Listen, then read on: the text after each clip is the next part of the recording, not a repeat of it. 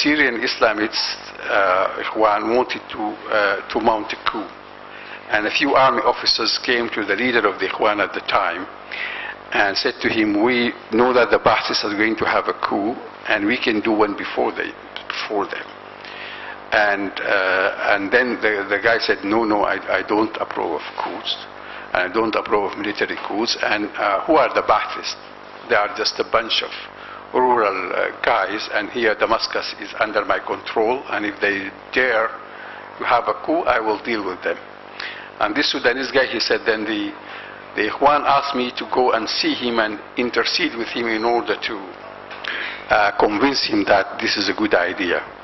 And he said, I went to see him and talked to him about this, and he did not accept the idea at all. And then a few months later, the Ba'athists had the coup, and the Ikhwan were massacred and suffered a lot. And he said, I'm not going to let this to happen to us. We cannot accept this to happen to us. So there was this kind of built-in insecurity in the regime itself. People fearing that if you don't take over, then your opponents are going to take over and then massacre you. But at the same time, there was the insecurity in Darfur itself, and the way the various groups were felt insecure about each other, and the way the regime then exploited this and used some of the militias against each other. But in the end, the logic is probably the same, that people only go on to commit mass violence or atrocities when they are in a frame of mind where they think that if they do not do this, the horror is going to be more.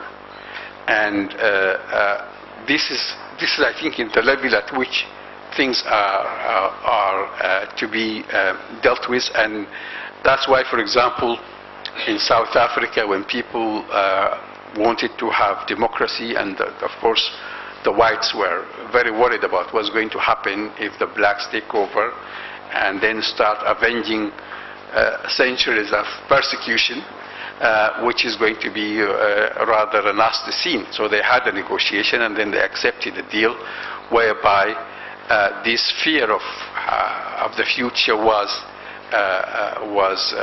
dealt with, and that's why we have democracy today in South Africa, and we don't have it in other places. Thank you. Thank you very much, Professor Affendi. I think Dr. Affendi touched on two extreme cases, two protracted conflicts, and from which we can draw a lot of lessons, of course. He also tried to present the two cases from, I think, some original perspective, which is how to trace, how to analyze the narrative or the process of manufacturing fear, and the dynamics or the techniques that feigning states or regimes, in this case, or clans, use in order to be able to perpetuate themselves in power. One, of course, as he mentioned, is the issue of creating insecurity, deliberately creating insecurity in order to underscore the importance of the state as the final arbiter and also as the peacekeeper that can protect every segment and every faction in society. Of course, I will turn the floor to the questions because I know that you are eager to ask questions, but just I would like to highlight certain points that were mentioned. So if this is the case, then the main question here is, how can we break this cycle? This is this is not novel for Sudan or Syria. The regimes in Sudan and Syria. I believe the same thing happened in Iraq, as he mentioned. The same thing happened in Tunisia, in Morocco, maybe with a lesser extent. But this idea of the need or positioning the state as a guarantor for the social peace, the political peace, even though this is not genuine and could be really manufactured and can break any time. The second, of course, important issue is, if we are dealing here with feigning states, so we have to realize that they actually were not or have not been able to meet several challenges. One is the challenge of nation and state building, which was or has been very important at a certain junction, especially in the post-independence, immediately after independence. And of course the key here was, if at that time democracy was not the buzzword, but at least national integration and representation and granting equal rights in order to keep once again the social peace.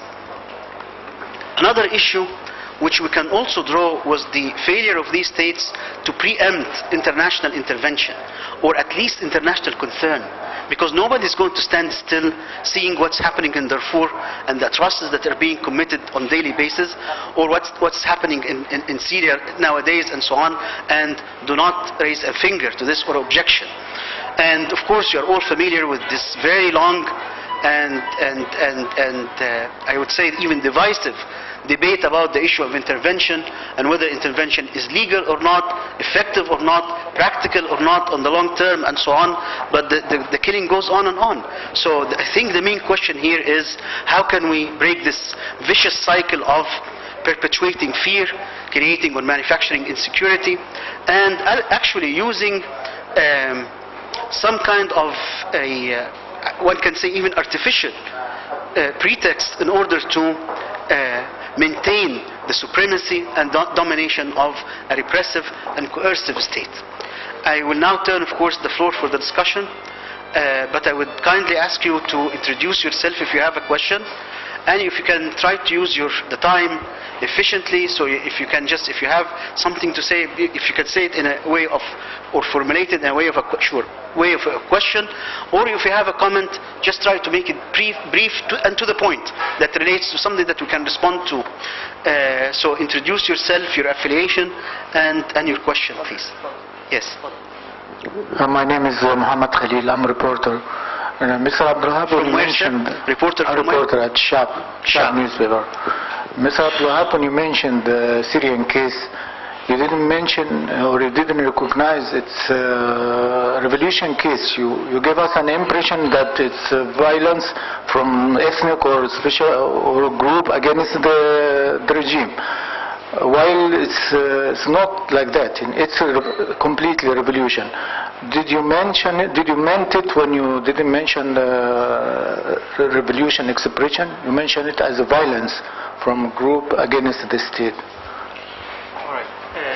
Let's take three questions, and then you respond to them, and then we'll take another round of questions so we can get as many questions as possible in the discussion. Yes, please. My name is Salma, graduate student in the Public Policy School. I have a question about the cycle. Where did the media fall apart in this? What was the role of the media in promoting or demoting this cycle of violence? That's it.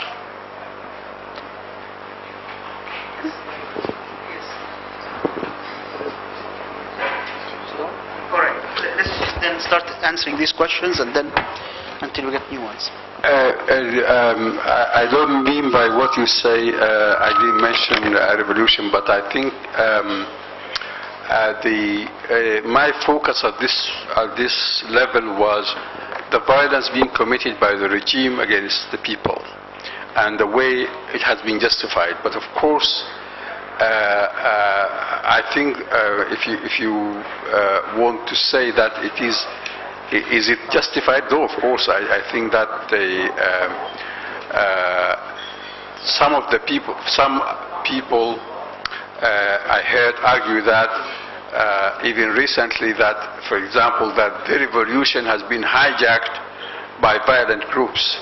But I think that the violence in the Syrian revolution was actually started by the disintegration of the regime's own repressive machinery, because what happened is that some of the soldiers refused to follow orders, and at the beginning these soldiers were hiding actually among civilians. They were not fighting back the government, but the government then started actually killing the soldiers and everybody who actually gave them sanctuary. And then the soldiers had no option but to fight back against the regime. So it was not, some people in Arabic call it askarat al-thawra, or the militarization of the regime. The regime itself has its own repressive machinery turned back against it, because they were just humans who couldn't follow the orders of killing innocent civilians. And so I think what worries me at this level are two things. the way the international community seems to tolerate this level of violence.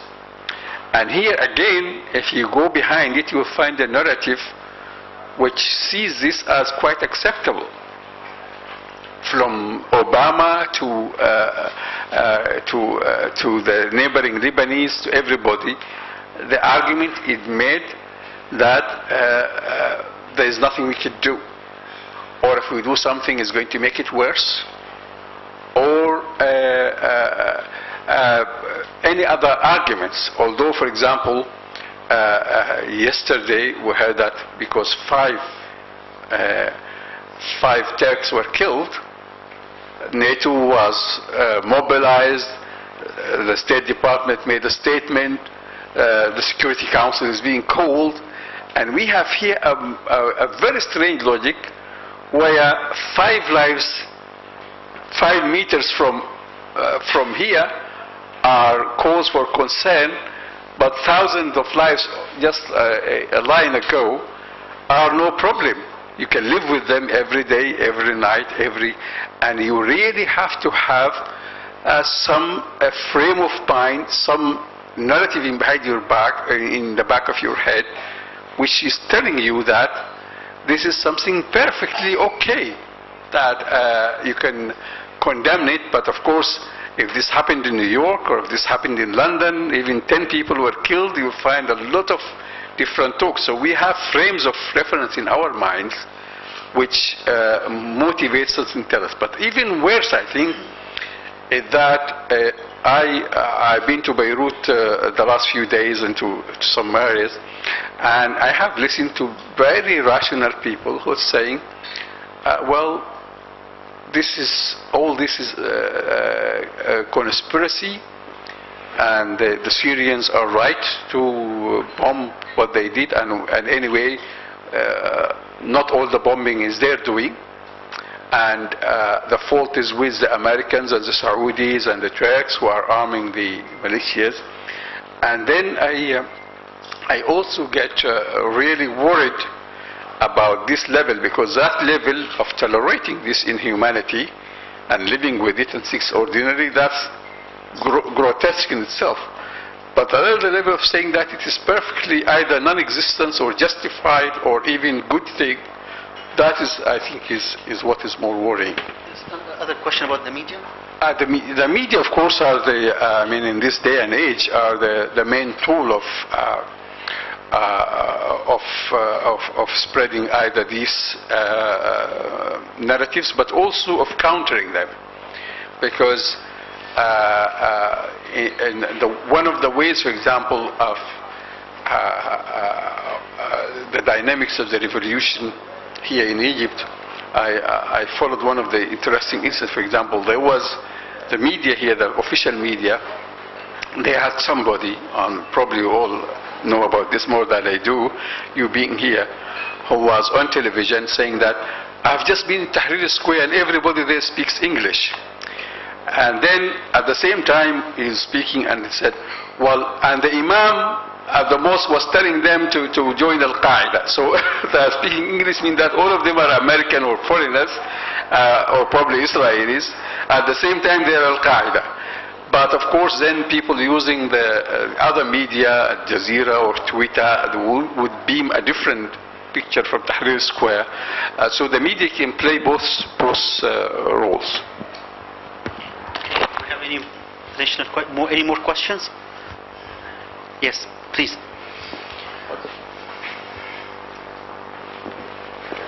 Yes, thank you. I am Alauddin Abu Madian from Sudan, from opposition. In case of Syria and Darfur, I think there are 2 types of regimes right there. One of them is ideological, the Syrian one, and one of them is religious, concerning the one that in Sudan. So here we are talking about 2 types of comprehensive or totalitarian regimes. I thought when you talk about the causes and dynamics of mass violence concerning Darfur and Syria. I saw that you are going to tackle the issue of the political Islam interpretation of Islam, especially in Sudan, because I think this is the main root of the problem concerning violence, either in the ideological regime or in the sacred and religious one concerning Sudan. And I think that when you are talking about something, whether it is rational or irrational, concerning how Westerners are thinking, or even secularists, even in the Arab and Islamic world, are thinking about Islamists, I think it would be greater to the point and to the depths of the issue when we try to think about the whole problem. When someone from this party or that wants something good for the people, and at the same time he is trying to force his personal point of view concerning what is good or what is bad. So the roots here are the ideological concerning Syria and the sacred, or those who say that they have got the sacred verses and they have got their religious thought which is sacred, and that no one should argue about these things. I wonder how you think about that. Thank you. Thank you. I think you have raised quite an important point, and I think part of my theory is, first the word narrative, which I use here, includes ideology, because part of the narrative which any group uses includes ideology. For example, that for the Syrians, that we are, for example, anti-imperialists, and we are nationalists, and we are Arab Ba'athists, and we are Arab nationalists, and we are of the resistance. And there are, of course, also in the Syrian case, some religious elements. I mean, the Shia now, the Shia Islamists actually, including Hezbollah and Iran, are seeing the Syrian part of their narratives is that this Syrian war is a war which is a war for Shia militants to fight, whether in Iran or in, and of course there is that frivolous but also important element of where some of Bashar's supporters will ask the people to say La ilaha illa Bashar, or Bashar is God, and things like this. So the religious element here is, I don't see much difference in the way both sides are committed to their visions. But actually on the other side, I think the Islamists, the Sudanese Islamists, have been acting whenever it suits them against all the rules of Islam if they don't like them. And which also showed that their main concern is to stay in power. And as you probably rightly, in the south. And this was part of their narrative, that in the south we are defending Islam against infidels. But in Darfur, they didn't use this narrative of jihad for several reasons, because